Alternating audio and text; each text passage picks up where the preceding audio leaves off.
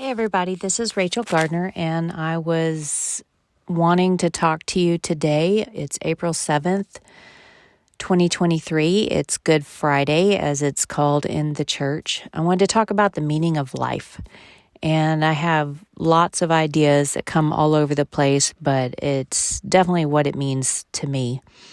And one of the things that I wanted to start with, I keep having this imagery, which comes from The Incredibles. And it's when Dash and his mom are on the way home.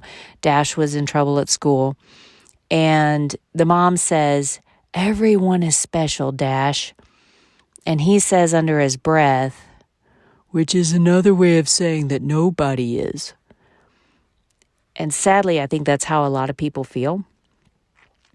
Because you use this word special to describe everyone, then it makes everyone sound the same, which makes them sound not special. But everyone is unique,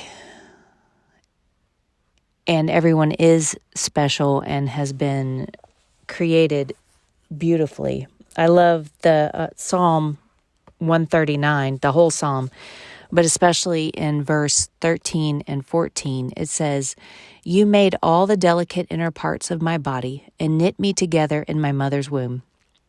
Thank you for making me so wonderfully complex. Your workmanship is marvelous. How well I know it."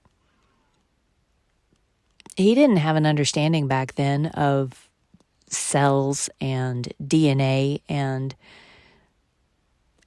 yet he understood that we are wonderfully complex. And I have more imagery of kind of like the granny from the old Sylvester and Tweety episodes who would knit.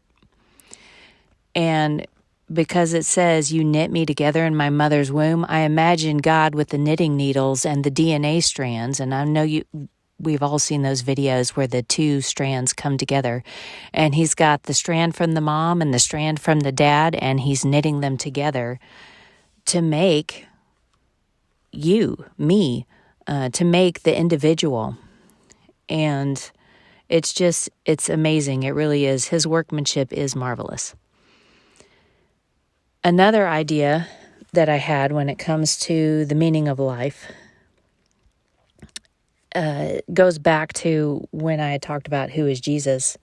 And I really do believe that he's our main reason. He gives us our meaning in life. And in John 10, if you start in verse 7, in the middle of the verse, it says, "I tell you the truth, I am the gate for the sheep. All who come before me were thieves and robbers, but the true sheep did not listen to them.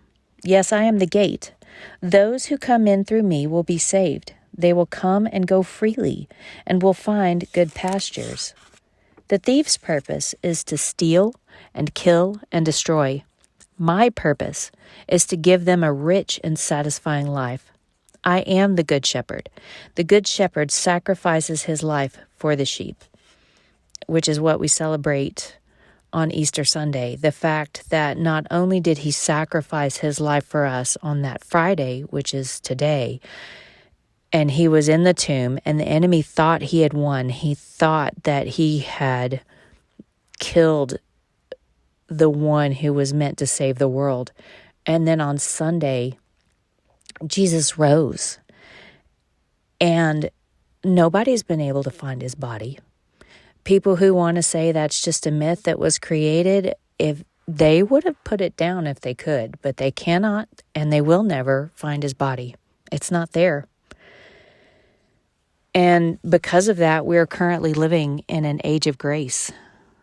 But the Bible does announce that there's a series of events that are going to begin to unfold, and we're starting to see the stage set for that. When you do a study of the end times, then you can see that the world stage is being set for that. We're on the edge of the end, and this is the time to make your decision of who Jesus is, and hopefully you choose the way that will, like he said, give you a rich and satisfying life. So more ideas that I had. Like I said, this all over the place. In Revelation 22:7, Jesus said in the vision that he had given John, he said, "Look, I am coming soon. Blessed are those who obey the words of prophecy written in this book." Obviously, that book is Revelation. But the book is also the book of the Bible. There's a reason why the people who put together all the letters that make what we know as the Holy Bible put it at the end. They wanted you to see that and understand the importance of the Bible. So in summary, if it's possible to summarize popcorn that's been thrown all about, we are special. We are made in the image of God. You can look that up in Genesis. We were made individually by God, like the Psalm 139 I referenced, and it's in other places in the Bible too. You can do a search for it and be blessed by that. We have been given the ability to choose life. In Deuteronomy 30:19 through the beginning of 28, it says, "I call heaven and earth as witnesses today against you, that I have set before you life and death, blessing and cursing. Therefore choose life, that both you and your descendants may live, that you may love the Lord your God, that you may obey his voice, and that you may cling to him, for he is your life and the length of your days."